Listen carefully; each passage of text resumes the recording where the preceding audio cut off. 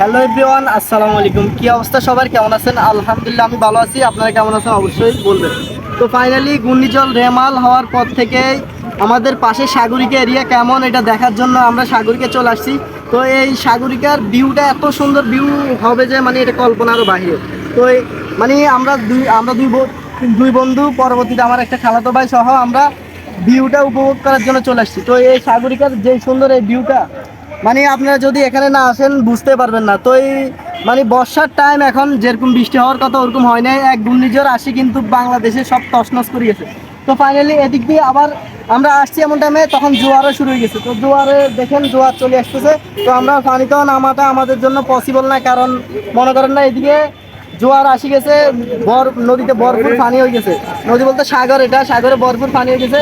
এদিক দিয়ে যাইলে আবার সি বিচের রোড। তো মানে এই জায়গাটা এত সুন্দর, মানে মানুষের ভরপুরে মানে এত সুন্দর করছে জায়গাটা।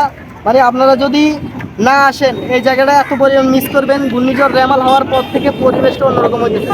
অনেক সুন্দর একটা weather, just looking like a wow, মানে বুঝতে পারেন অনেক সুন্দর একটা পরিবেশ। তো সবাই ভালো থাকবেন। আজকের ব্লগ আমার এতটুকু পর্যন্ত। কিছু ফানির ভিডিও দিব, ফানির ভিডিওগুলো আপনারা অবশ্যই দেখবেন। আল্লাহ হাফেজ।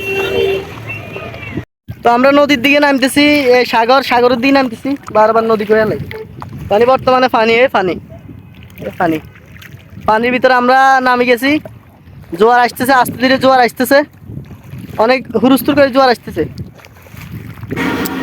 তো আজকের ভিডিও এতটুকু পর্যন্ত। সবাই ভালো থাকবেন, সুস্থ থাকবেন। আমার পেজটা অবশ্যই ফলো দিয়ে দিবেন। সবাইকে আসসালামু আলাইকুম রহমতুল্লাহ।